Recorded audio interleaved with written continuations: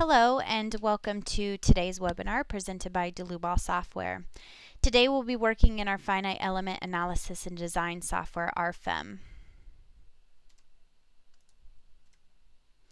The title for today's webinar is Time History Analysis in RFEM, Induced Vibrations. My name is Amy Heilig. I'll be your presenter today. I'm the CEO of the U.S. office. I'm also a technical support and sales engineer located in Philadelphia, Pennsylvania. My colleague Stefan Frenzel will be your moderator, answering any questions you may have. He's a product and customer support engineer located in our Leipzig, Germany office. If the control panel does seem to get in the way of the presentation when you logged into this GoToMeeting, feel free to show or hide that control panel with the orange arrow up at the top. As always, we want to encourage you to ask questions throughout the presentation, so you can use the same dialog box to do so. We'll do our best to get to all the questions, but if by chance we don't, I'll certainly send you a follow-up email afterwards. So the first thing I want to cover is for our attendees today who may not be familiar with our software and how exactly our main program works, RFEM, in comparison to our add-on modules for dynamic analysis. So RFEM is the main program. This is where we'll be doing all of our modeling, our loading. We can integrate with AutoCAD, Tekla, Revit, and as far as a static analysis, we can pull full results from this in terms of internal deformations, forces, stresses, support reactions. But the minute that we want to do any type of dynamic analysis, well, this will require one of our add-on modules. And for dynamic analysis, we have 3 of them. The first is RF-DYNAM Pro Natural Vibrations. So this module allows us to gain frequencies and mode shapes from our structure. Now we can do so with any type of member, surface, or solid model.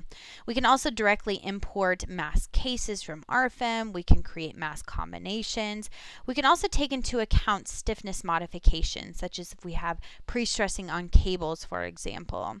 And most importantly, from these results, we want to maybe extrude out the modal masses, effective modal mass, and modal mass factor. So this is our mass participation. Now, RF-DYNAM Pro Natural Vibrations is a prerequisite to our other 2 dynamic modules. So one of the other modules is RF-DYNAM Pro Force Vibration. So this is a time history analysis. This is what we'll be focusing on today. Now, what else we can do with this add-on module is a multimodal, multi-point response spectrum analysis. So this has more so to do with seismic or earthquake analysis. As far as multi-point versus multimodal, well, with this option, the multimodal option, we can actually excite supports individually versus multi-point, where we're exciting all supports identically. We also can tie into specific standards such as the ASCE 7, the NBC, to run this response spectrum analysis. Now, our other add-on module, RF-DYNAM Pro Equivalent Loads, this is purely for seismic analysis. This is a multimodal response spectrum analysis with the generation of equivalent static forces. So what this will allow us to do is to either enter in our own type of accelerogram or to consider codes, again, such as the ASCE 7, and we can generate equivalent static forces based on this response spectrum analysis, import them back into RFEM to take them into account with our other load cases and do an analysis here. Now, if you are interested in this add-on module specifically, I did a previous webinar called Seismic Equivalent Loads and a Response Spectra Analysis in RFEM. That's available on our YouTube channel. So this gives a much more detailed look at this specific module for seismic analysis. As I mentioned today, we will be in our Force Vibrations add-on module and focusing on time history. So with time history, we can either run a direct integration analysis or a modal analysis. Today, we will be sticking with the direct integration analysis, which will utilize an implicit numeric solver. What's interesting about this analysis is that neither eigenvalues or mode shapes are required. But for our example today, we actually will be running a natural vibration case with these eigenvalues and mode shapes because we want to determine if the natural frequency of our structure is similar to the excitation frequency of our machines, and if we have the case for resonance. And when resonance happens and those two coincide, we'll get extremely high deflections, high vertical accelerations, and we have the possibility of our structure to fail. Now, in contrast, a modal analysis is based on eigenvalues and mode shapes determined from our natural vibration case. This is where a multi-degree of freedom system is turned into many single-degree freedom systems. A Newmark solver is also used here, and I would say that this is slightly faster than a direct integration, but it's also meant for smaller type structures. For time history analysis, I really do suggest a direct integration, especially when we're getting into those larger structures. Now, the time step is very important for the accuracy when we're running a direct integration. A little bit later on, I'll give some recommendations for what we suggest to use for a time step. We'll also get into structural damping. This would include Rayleigh coefficients or Leer's damping, and which of the two we want to use depending on our analysis type. We will also show representation of the results in a time course monitor. The time course monitor is probably one of the most important aspects of a time history analysis. So I'll show you how to utilize the results that we get from our dynamic atom modules back in RFEM to really make sense of all this data that we get. We can export results from single time steps, or we can export a result combination. Now, a result combination is nothing more than an envelope over time. So this would include all of our different time steps and the max and min results in our program. Okay, so moving on to time history specifically. In this option in our program, we have two options for time history. That's either time diagrams or accelegrams. So when we're focusing on time diagrams, this can be a user-defined time diagram. So either a tabulated form, which we call transient, and with this you can import and export data directly from Excel, for example. The next option is a periodic type, and we will be utilizing this in our first example today. And the third option is a function, a mathematical function to represent, for example, walking on a structure. And we have an interesting webinar that was done by my colleague, again on our YouTube channel, that's called Time History Analysis, Walking and Running on a Pedestrian Bridge. So that utilizes that function, gives a lot of theory to walking and running, and applies that to a structure directly in RFEM.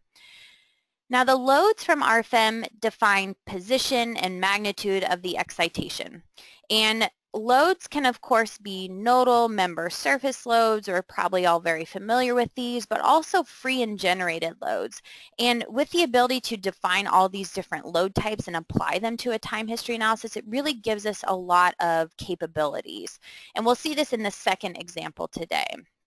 We can combine multiple independent time diagrams. Again, we'll show you this today. And we can stimulate excitations that vary over time. Of course, this is a time history, but also position. Again, I'd probably refer you to the walking and running across a pedestrian bridge for varying our load over position of our structure. The second option here is the time history analysis of accelegrams. And with this, we can import in from a library of earthquake recordings, which in the program in RFEM, we have quite a few recordings from California, for example, and all over the rest of the world. Or you can enter in your own user-defined acceleration time diagrams. This we can go ahead and choose an excitation of our supports, whether that's multi-point or multimodal. So we can jump into our first example today, machine-induced vibrations. So with this example, we will utilize the structure over here on the right-hand side. And we have two rotating machines, one at the top level and a second at the lower level. And we'll consider these machines located at those openings that you see in the structure. We were given the information that the mass of the machines is 2,000 pounds. The mass of the rotor is 700 pounds. The eccentricity that the rotor is acting is 0.75 inches. Now the two rotating machines are acting at 320 rotations per minute. So this is just all the given information that we have. Now with this information, we will turn this into an excitation frequency, and we just simply do this by taking the 320 rotations per minute, divide by 60 seconds, and we will get 5.33 hertz. Angular frequency is nothing more than taking the excitation frequency and multiplying by 2 pi to get 33.51 radians per second. So we'll certainly be using this information throughout the example today that we determined from these formulas. Now, lastly, we need to somehow turn these machine vibrations into a force in RFEM, into a static force. So how do we do this? Well, these are centrifugal forces, and it's done by taking the square of the angular frequency, we multiply it by the eccentricity of the rotor, and multiply by the mass of the rotor. And you can see over here on my picture on the right, a little representation of this. So we will have this horizontal centrifugal force, obviously acting in the horizontal direction, but we also have a vertical force as this machine is rotating. We want to give a pi over 2 phase shift, and the reason for this is that we don't want both of these forces to be acting at the same time, but rather we want to have some type of relationship with a pi over 2 phase shift that at time 0 we maybe have 100% of this load is horizontal, and then at a phase shift of pi over 2 we have 100% of the vertical and 0% of the horizontal. So now that we've determined this kip force, though, we'll want to apply this into RFEM as static loads. So now we can jump into our RFEM model. So for the sake of time, I've already modeled the structure here, and I've also applied some loads. So you'll notice from my load cases up here, we have load case 1, dead load, and I have the area load generator I utilized here just to apply a simple area load to my 2 levels. I can always right-click here, display separately, and you'll notice the program automatically distributes those loads based on the tributary area as a one-way load distribution. Looking at my dead load of my engines. So I determined that the mass that was given to me was 2,000 pounds. We multiply this by gravity and to get a force. But then I want to divide by the total length of these members around the opening to get a kips per length. So we get 0.059 kips per foot around both openings, just simply to represent the mass of the engine. Load case 3 is our centrifugal force. So referring back to the PowerPoint, we solve for the centrifugal force in terms of kips, but again, I want to divide by the length of the members around this opening to get a kips per length, so I get 0.05 kips per foot. And you'll notice that I applied this in the vertical direction. Then if I move on to load case 4, centrifugal force horizontal, I've applied that exact same magnitude, 0.05, but it is now in the horizontal direction, or what we would also see is in the global X direction. So that's the representation of these 2 static forces in RFEM. So now that we have these loads modeled and our structure is modeled, we want to do some type of natural vibration analysis. So this is where these add-on modules come into play. So everything that you've seen up till now has just been in RFEM, and we could certainly run an analysis on these static loads, but the purpose of today is to run a time history analysis. So regarding the add-on modules, if we take a look at our project navigator, you'll notice we have this very long list of all of our add-on modules. You can always right-click and check something as your favorites to move it up to the top of the list.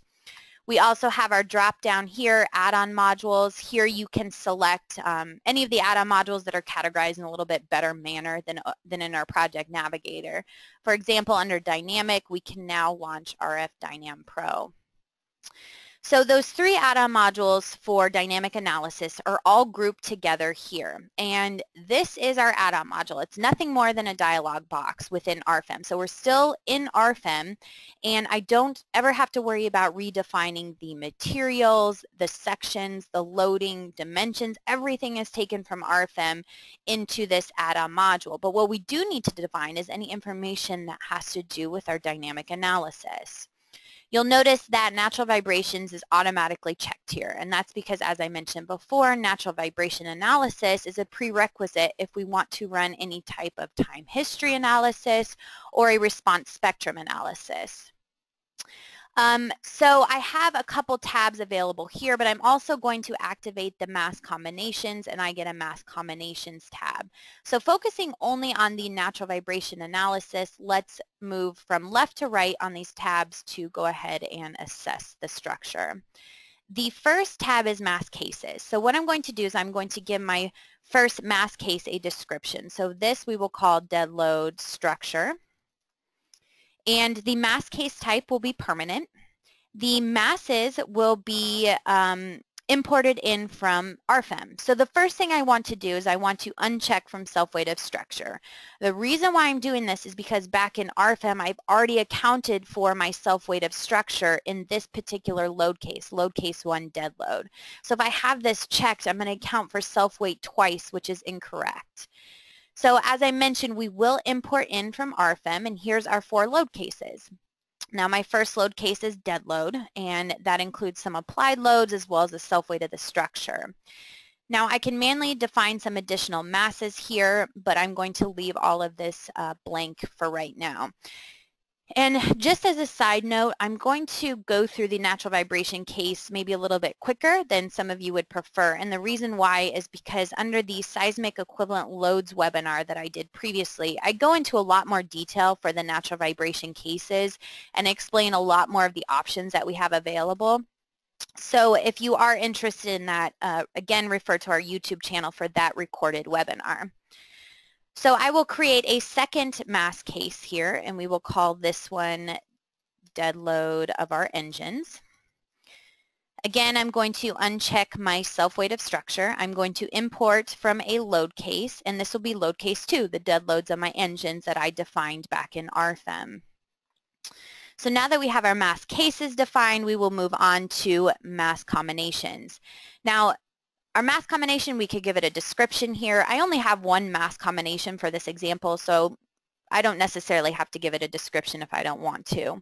But I do want to consider both my mass cases that I just defined. And you'll notice that I have a factor of 1.0 set here.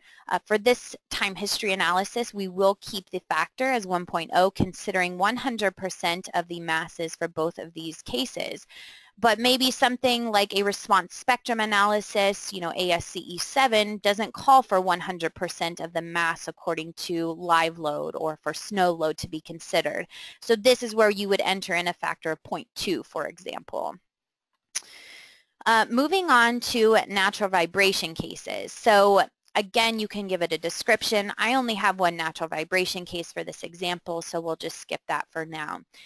The number of lowest eigenvalues to calculate. So you'll remember that I said that today we'll be utilizing a direct integration analysis, which you'll see in just a minute for our time history. So realistically, I can set this lowest eigenvalues to 1. It doesn't matter for the type of time history analysis that I'm doing. But the reason I'm going to set this equal to 10 is because, once again, I want to see if resonance is an issue. And resonance is where we have the natural frequency of our structure coincides closely to the excitation frequency of our machines, and we get extremely large deflections. So I'm going to solve for 10 eigenvalues here. And the acting masses, instead of mass case, I'm going to select mass combination. I only have one mass combination that I just created on my previous tab. Now the acting masses will be in both the X, Y, and Z global axes, directions, but also rotation about these global axes as well. Now my calculation parameters.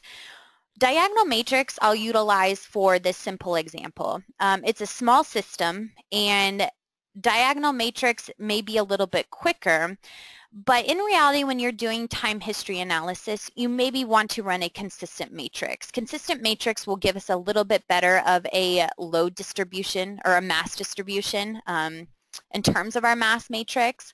Now, I ran this example with both the diagonal matrix and the consistent matrix, and I get the same result. So for this example, it doesn't matter, but for larger systems, a consistent matrix is probably more suggested for a time history analysis. Now, we'll keep all the rest of these settings the same. If I had any initial conditions, I could activate those here, such as pre-stressing in cables, as I mentioned before, would be a good example. So now that I have input all of my information for my natural vibration case, I can click OK and calculate. So you can see that the program will cycle through this rather quick, and it puts us back in RFEM. The only reason that we're back in RFEM is just to view our results from our add-on module graphically, and as well as in these tables. But you can see here from my drop-down RF-DYNAM Pro, that's telling me that I'm still technically in this add-on module. I can also access the add-on module quickly here with my panel. So my results tables down here are available on my 5th button. Table 5 shows you dynamic analysis if you hover over it. I use my drop down here, and I only have natural vibration case. If I solve for more natural vibration cases, those would be available here, but I only solve for one.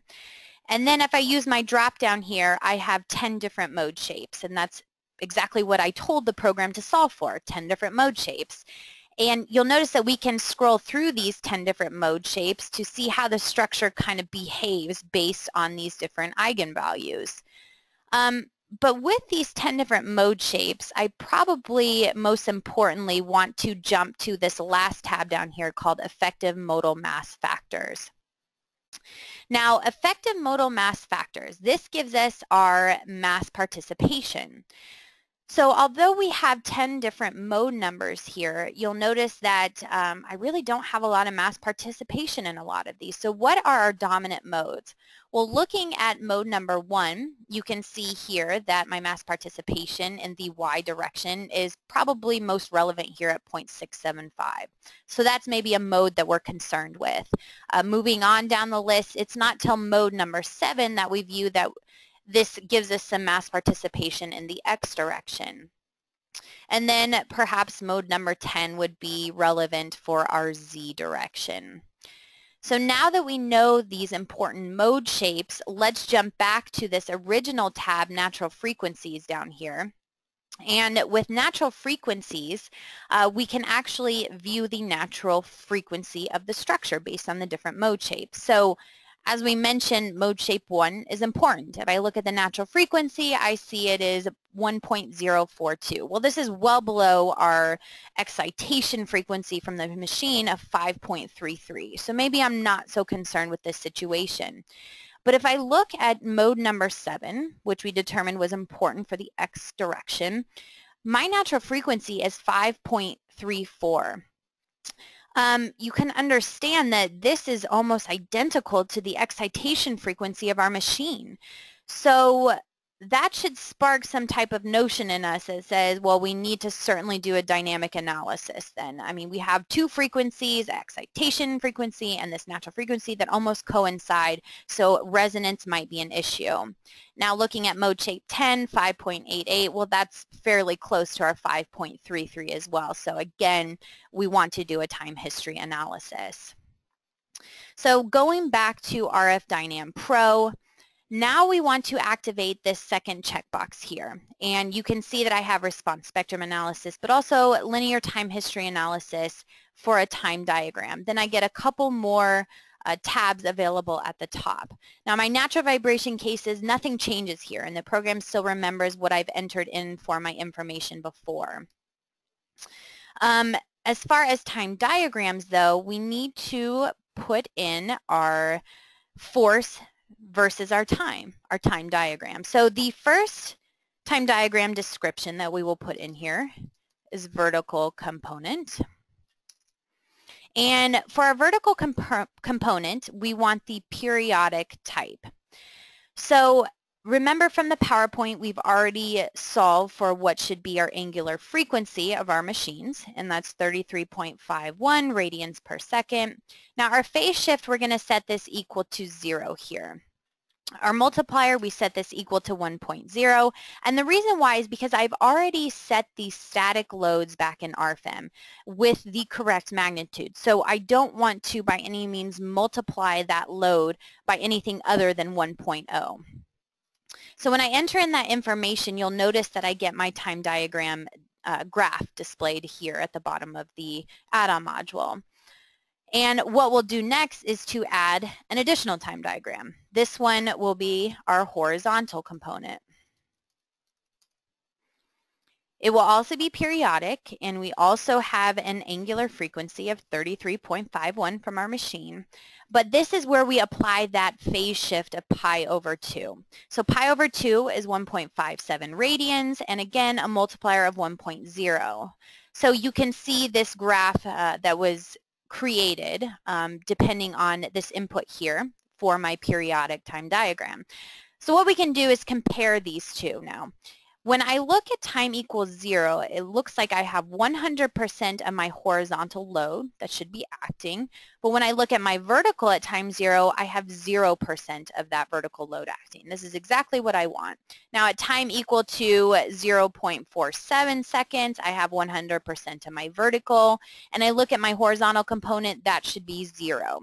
Now in between this time, we want some type of interaction between both the horizontal and vertical centrifugal forces acting on the machine at the same time. So that's what these time diagrams represent. So what we need to do now under dynamic load case is to relate the time diagrams to our forces back in RFEM. So our dynamic load case description, we could maybe call this machine-induced vibrations. As I mentioned multiple times, we're running a direct integration analysis here as opposed to a modal analysis. And the natural vibration case we will select is NVC1, the only one that we used to solve for before. Remember that although the eigenvalues are not important because we are running the direct integration analysis, what is important is to tell the program what type of mass matrix to use, for example. So there is information in this natural vibration case that is important for the time history analysis. So that's why on this tab here, we need to assign a natural vibration case. Time history analysis. This is where we would select our load case from RFEM. So this is our static load case from load case 3, centrifugal force vertical.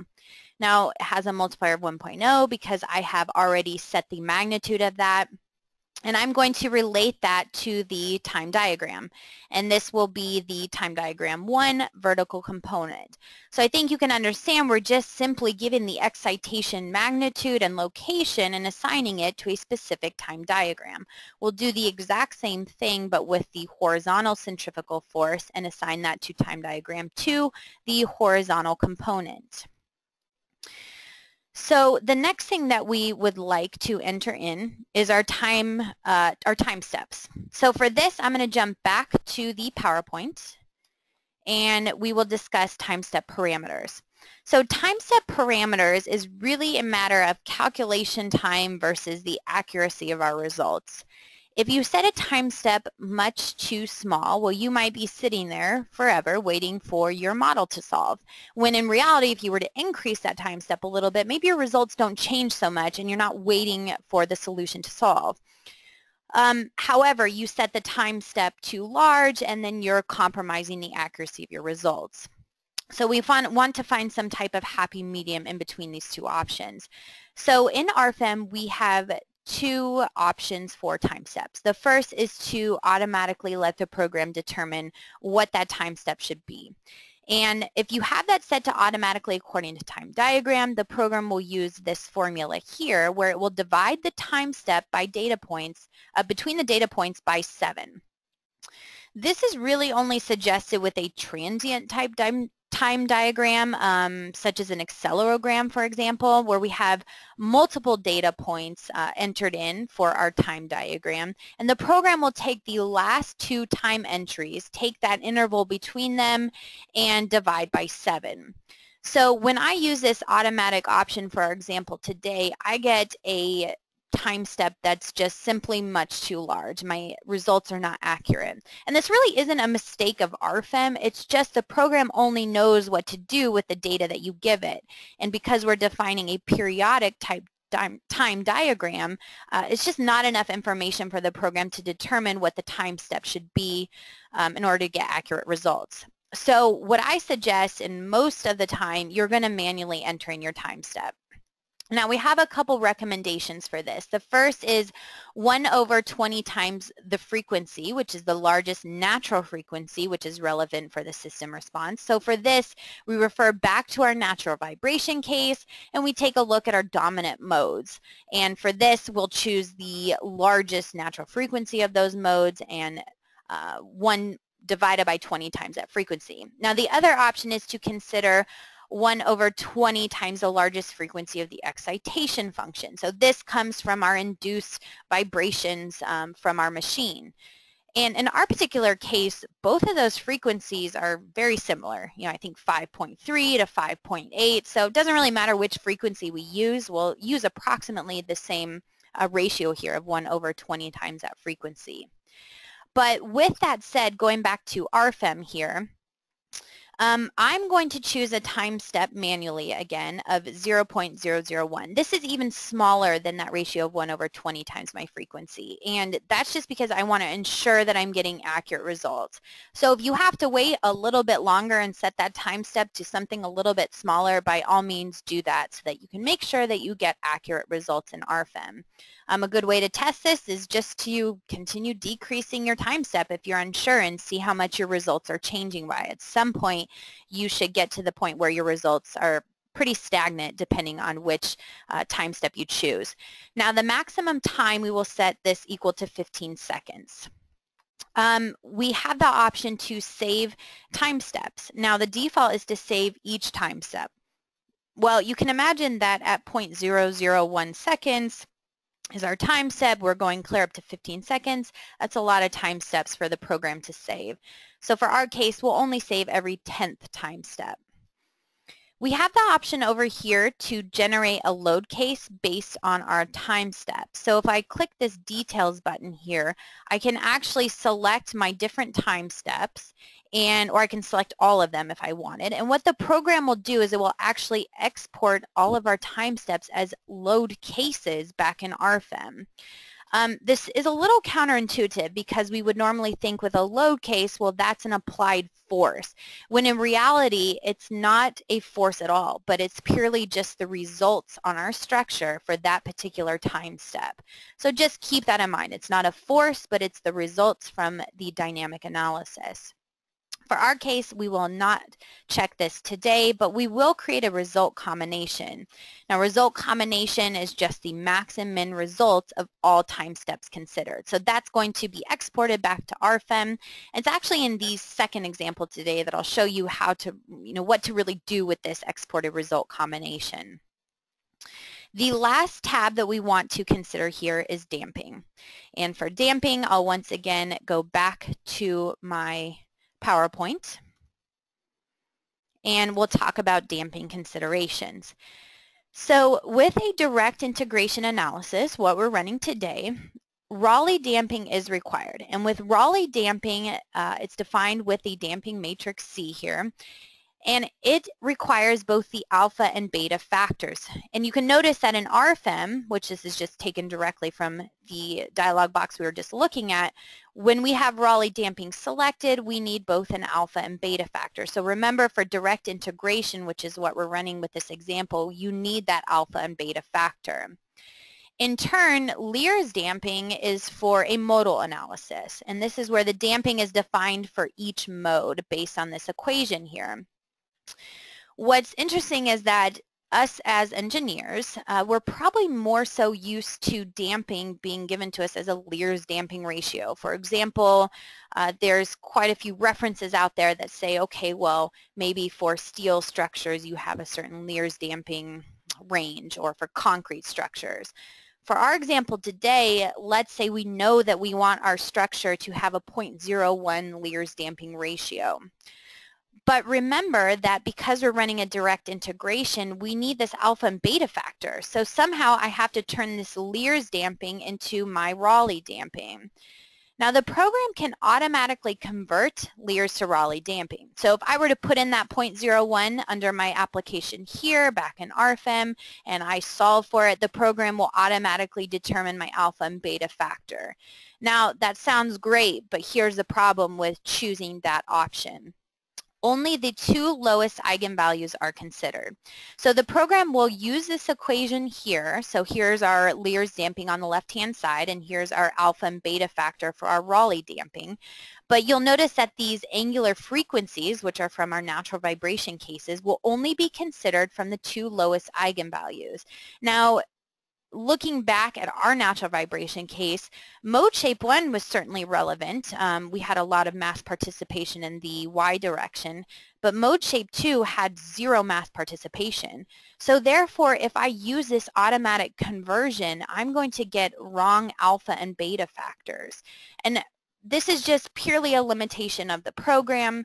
So when you have this situation, and most of the time you will, that your two mode shapes, 1 and 2, are not your dominant modes, you need to do these calculations by hand. And it's really not that complicated. All we need to do is to go back to our natural vibration case, look at mode shape 1, look at mode shape 7, and plug those into these equations here to solve for our alpha and beta factor. Now, looking at this third option, we also can set Lear's damping differentially for each mode. Again, running this direct integration analysis, this is not suggested. And the reason why is because I only have 2 lines here. And the reason why is I can put mode number 1 here and I can put mode number 2. If I were to try and put mode number 1 and number 7, I would get an instability in the program. And that's just because of the conversion formula that I just mentioned. It uses the lowest 2 eigenvalues. So in summary, most of the time when you have some type of Lear's damping ratio and you're running a direct integration, you need to do hand calcs, or maybe you already know these values, to enter them in directly into the Rayleigh damping rather than Lear's damping. So for our case, running these hand calcs, we get 0.109933 for alpha, and then our beta factor will be 0.000499. Again, that's just using that equation and doing our hand calculations. So we have now entered all the information that we would need for a dynamic analysis here, time history analysis. So normally I would click OK and calculate. The program does take just a little while to calculate because we are running it at every time step of 0.001. So what I'm going to do is just open up my model here where I've already solved for my dynamic load case and my time history analysis. So very similar to what we saw with the natural vibration case, in terms of my results will automatically be taken back in RFEM, and you'll notice that I have dynamic load case available here now as well. So this is the information that I'm interested in terms of my time history analysis.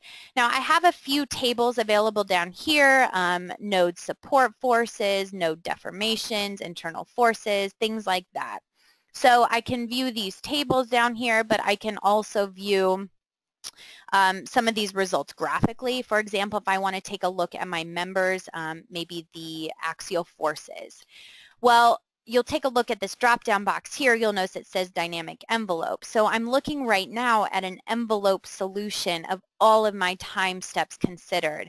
If I click on this drop-down box, here is every 10th time step that I saved. So I can easily jump to one of these time steps, and now I'm just getting the results for that particular time step for my axial forces and my members, for example.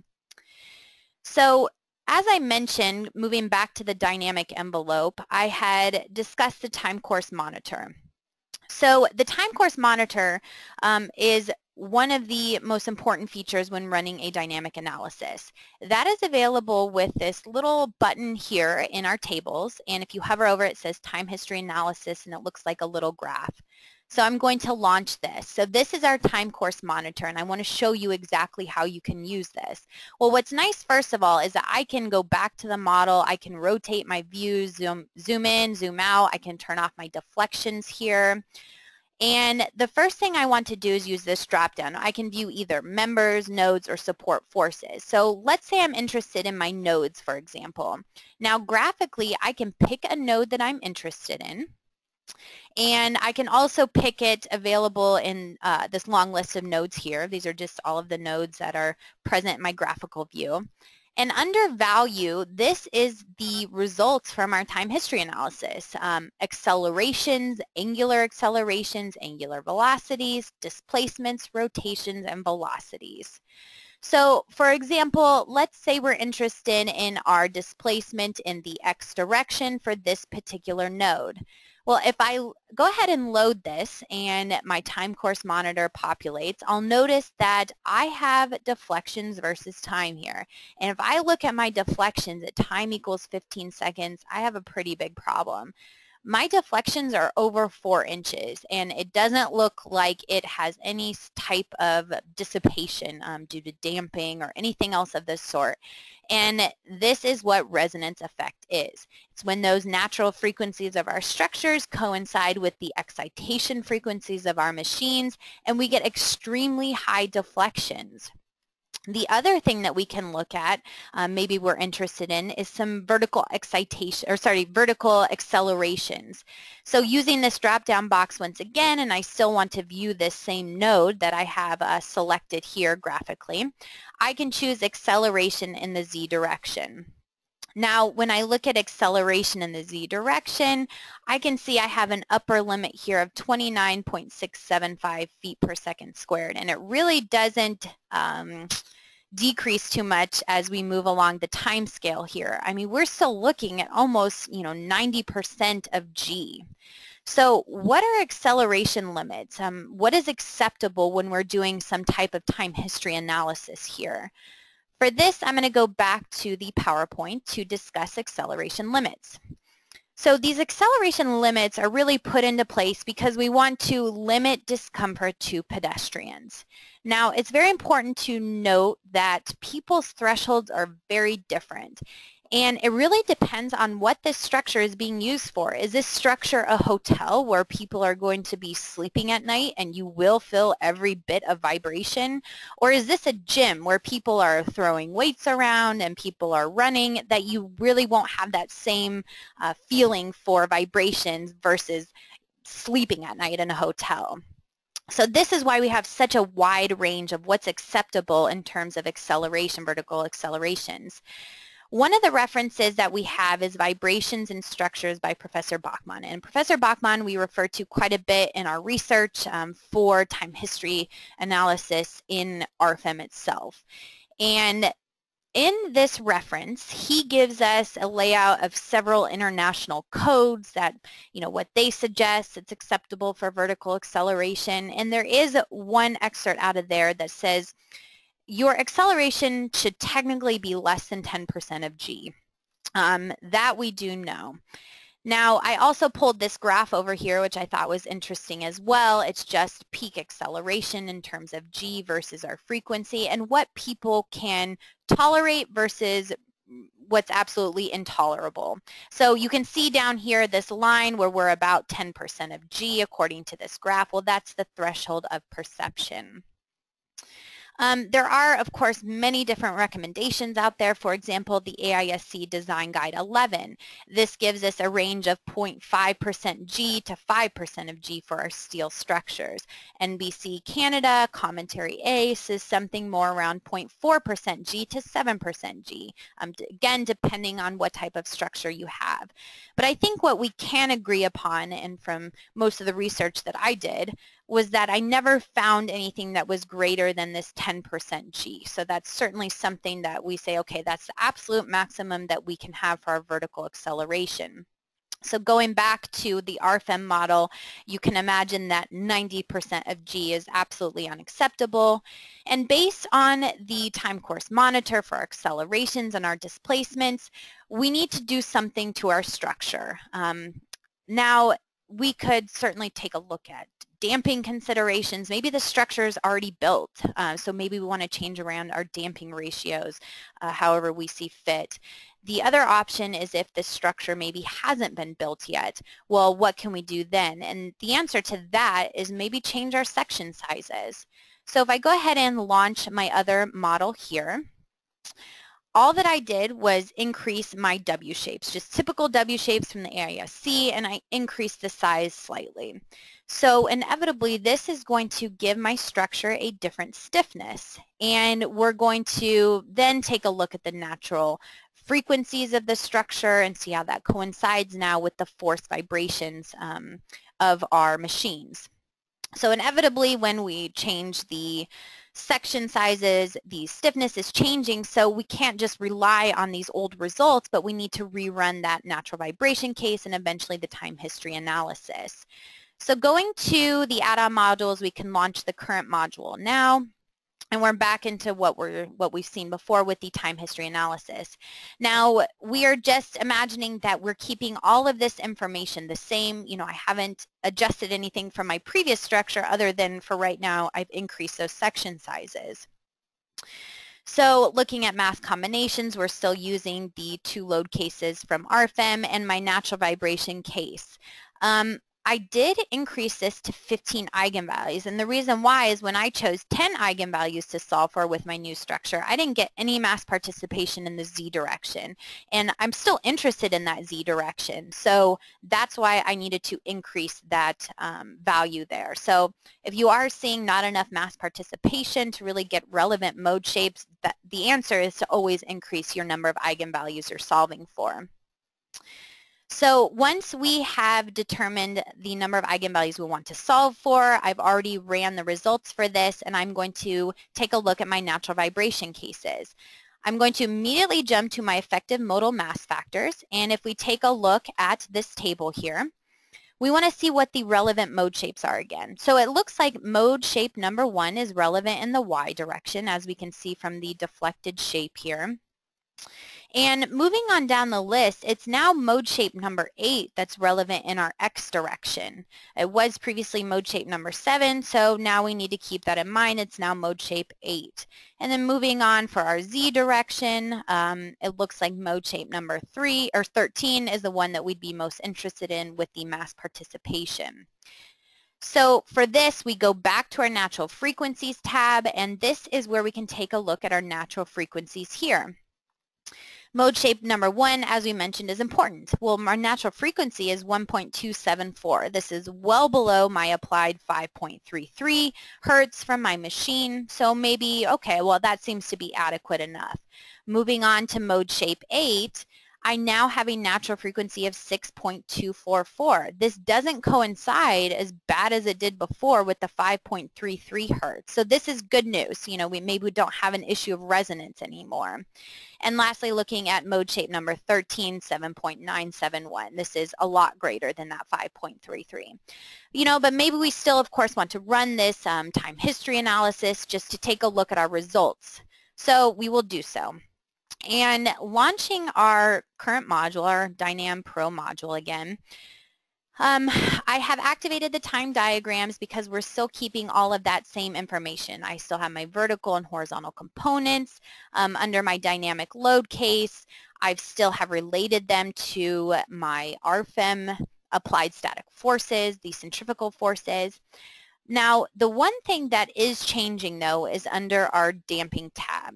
So remember that if we go back to the PowerPoint and jump back a slide, that I did hand calcs here to determine, I was given my Lear's damping as 0.001.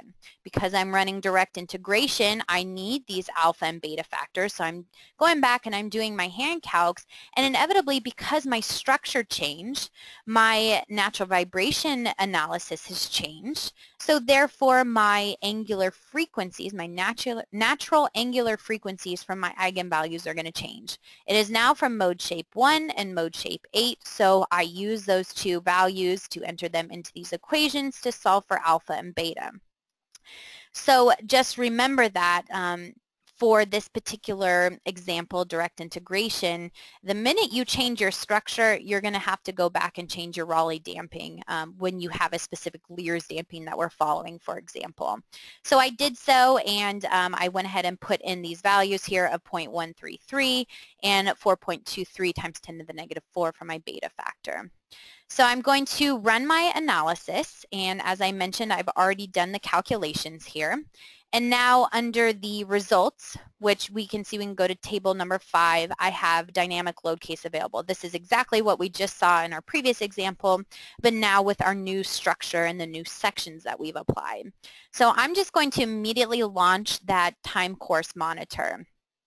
And again, if we rotate our structure, maybe turn off our deflections, I'm going to choose node number 55.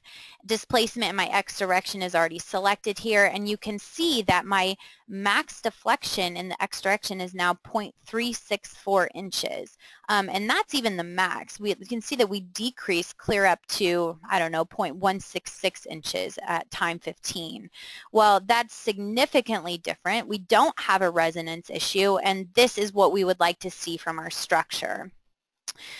The other thing that's kind of interesting to note about this time course monitor is just showing you all of the capabilities that we have to do with it. If I right click, I can also choose numeric values, and maybe, you know, a time course monitor in terms of a graph is useful, but this data might be even more useful, and we can directly export to Excel here. Excel has a lot more functions in terms of sorting and applying different applications to it there, so we allow you to have that direct link to Excel.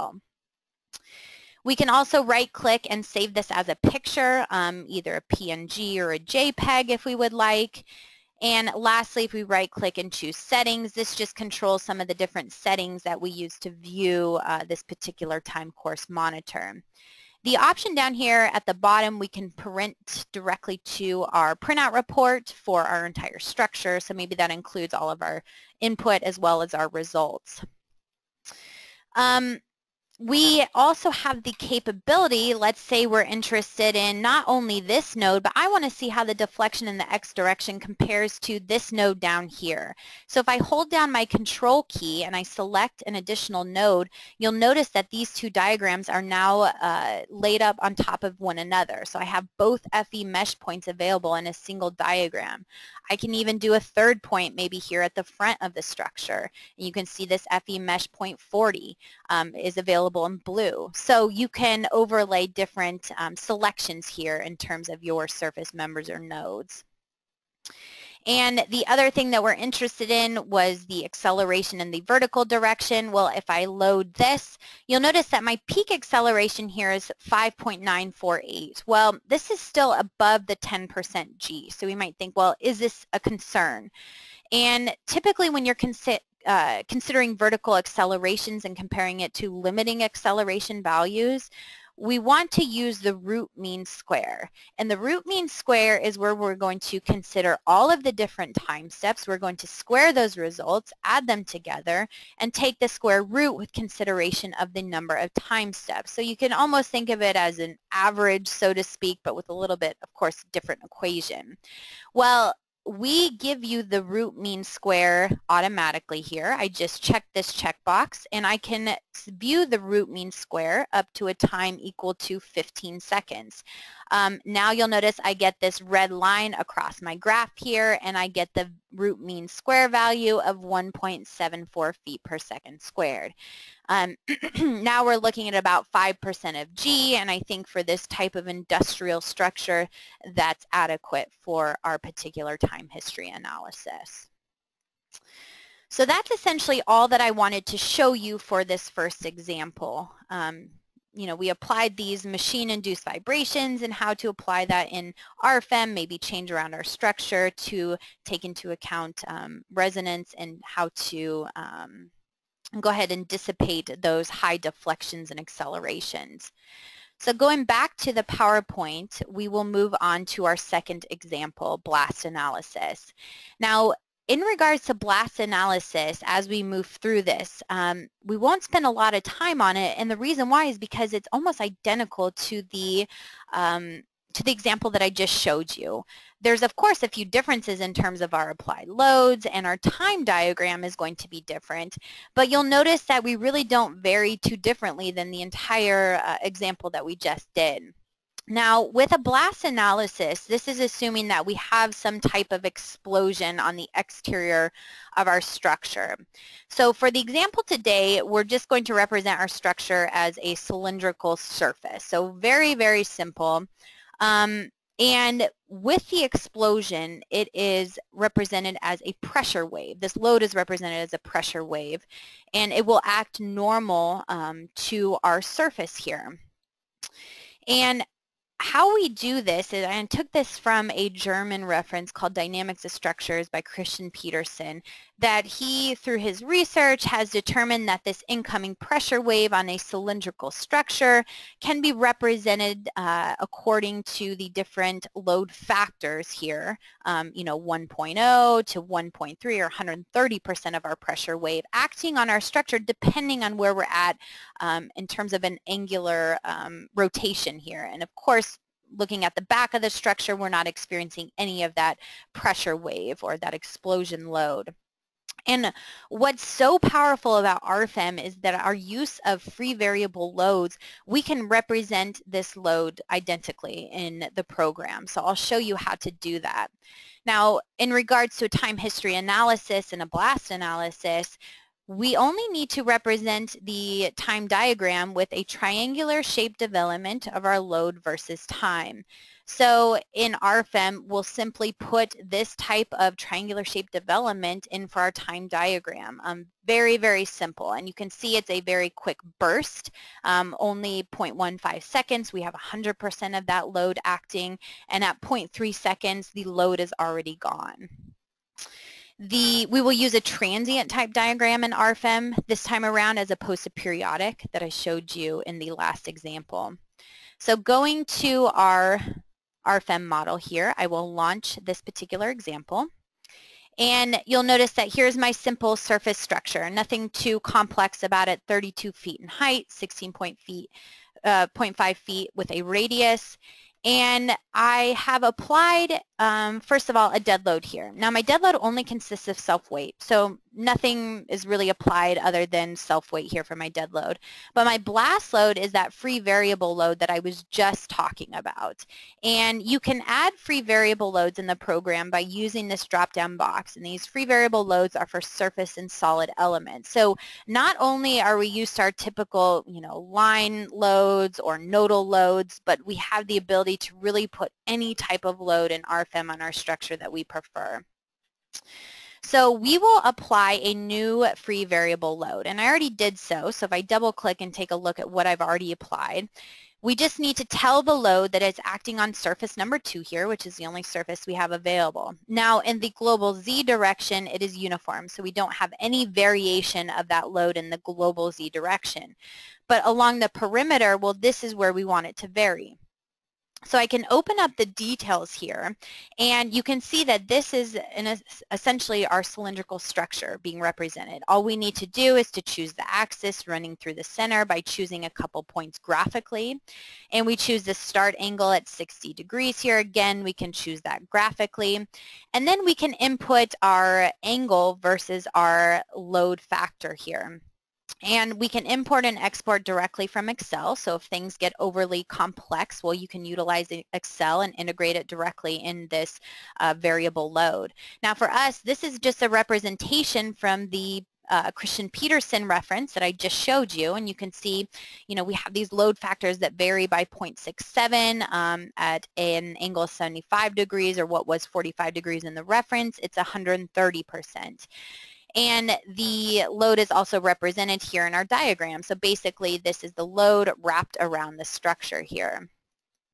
Then we simply need to specify the projection plane of the load in the YZ plane. The load direction will be in the local Z axis. So if I were to turn on my local axis of the surface, I'm telling the load to act at a normal to that surface because we do have a cylindrical structure here. So we want to make sure at every point it's acting normal. Load position and magnitude, we just simply need to select 2 points. For example, this point up here at the upper left and a point down here at the lower right to tell the load exactly where to act on the structure. And lastly, we give it a magnitude of 10 kips per square foot. That's for our blast load. So now that we've defined those so-called static loads in RFEM to define our excitation, the frequency, or sorry, not the frequency, but the magnitude and the location, now we can run a dynamic analysis. So if I launch my add-on modules, Dynamic, RF-DYNAM Pro, I've already entered in all the information in here. And again, everything should look very familiar to our last example. I'm running a time diagram again. My mass cases here, though, I'm only running self-weight. So that's the only thing I'm considering for my specific mass case. Instead of importing in from RFEM my dead load case 1 dead load, I just activated self-weight here and left everything else alone. Now, this would be exactly the same as if I were to uncheck this and to import in only my LC1 shown here. Natural vibration case, I'm still going to run a direct integration analysis, which we can see here under our dynamic load case. We're running direct integration. So this is why I set the lowest number of eigenvalues to 1. We're no longer concerned if that natural frequency coincides with our excitation frequencies. That's a different application than a blast analysis. So I can set this equal to 1. It doesn't matter. But the acting masses, I do need to activate that mass case that I specified on the last tab and which directions my mass is acting. My calculation parameters, I did set this to consistent matrix for this example. Again, that's suggested for a time history analysis most of the time. So my time diagram, we only have one time diagram in this case, and instead of periodic, I'm going to set that as transient. So as I mentioned, transient, you can import and export data from Excel, but for our case, we only have 3 entries. And again, this should look familiar because this is what I pulled from the Peterson reference on the PowerPoint. At time equal to 0.15 seconds, we have 100% of that load acting, and by time 0.3 seconds, the load is now set at 0. So again, a quick burst of that load for this blast analysis. So that's really all that's required in terms of our time diagram for some type of blast analysis. Now under dynamic load case, we set this to direct integration, we select our natural vibration case, and under time history, we simply select our load case 2, our blast load, which was that free load which we applied to the structure, and we relate it to the time diagram from the previous tab. I simply select my time steps in here as 0.001. Notice though I'm only going up to time 1 second. That's because this is a very quick application. I don't need to apply up to 15 seconds or 30 seconds. It's just not needed for this type of analysis. And I am going to save every time step this time. I'm exporting my results combination here, which we'll see in just a minute what we can actually do with that. Under damping, I have calculated my alpha and beta factors for my structure. So now I'm ready to run my analysis. So I've already run this analysis here, and the program will automatically put us back into RFEM to view our dynamic results here. So when we are looking at our drop-down box here, we have natural vibration cases, but more so we're interested in the dynamic load case. Well, again, here are all of our results available here, but more importantly, we're probably interested in our time history analysis. This is the time course monitor. So with a blast load, something that's certainly of concern is dynamic rotation of our structure. Typically, depending on the type of material that we have for our structure, whether that's steel, concrete, or a mixture of both, we have a limit failure angle. And there's a lot of references again out there that give us some recommendations on what that limit failure angle should be. For example, steel might be something like 10.5 degrees. Well, 10.5 degrees translates into 0.18 radians. So I can use this time course monitor here to, again, maybe select this node up at the top, and instead of acceleration or displacement that I was doing before, I'm going to view rotation about my global z-axis. So obviously we can see that this is when the blast is occurring, because this is when we have the highest magnitudes for our results. I look at my rotation and I'm only at 0.01 radians. Well, this is well below the 0.18 radians that I was given for my limit failure angle. So this is all good news. It looks like for this particular blast analysis, considering blast analysis loads only, we should be okay considering the rotation. Now, quickly and lastly, I want to show you what to do with these result combinations. So under the Results Combinations tab here, the dynamic load case was exported from our add-on module directly into RFEM. So that's what you're seeing here. You can't modify this result combination, but what we can do is maybe add it to some other load cases. So right now this is only considering this blast load, but what if I have other load cases such as dead load, live load, snow load, wind load? Well, this is where we would add them together. So what I do is create a second result combination, which I did here, result combination 2. And I added both my dynamic load case 1, so this is my blast loading, but I've also added my dead load here, and I set a factor of 1.4, for example. So now I'm not only considering my dynamic blast analysis loads and the results from that particular case, but I'm also considering my dead load as well. So again, you can see how we'd want to apply wind loads here and snow loads and things like that to consider everything together. So now we have this single result combination 2. So what we can do then is then jump to our other add-on modules to apply that result combination. For example, our add-on modules RF steel surfaces. Well, RF steel surfaces is just going to give us a stress ratio of our demand stresses versus our limiting stresses. And our limiting stresses are dependent on our type of material, for example, our capacity stresses. For this, our ultimate limit state design, all I'm going to do is select that result combination 2 that includes both my dead load and my dynamic loads. And we will just go ahead and move on down the list here for materials. That's just specifying steel A36 that I'm using. And my surface, just reiterating the information that I have from RFEM. If I press OK, I'll run the calculation and then my results will be available here.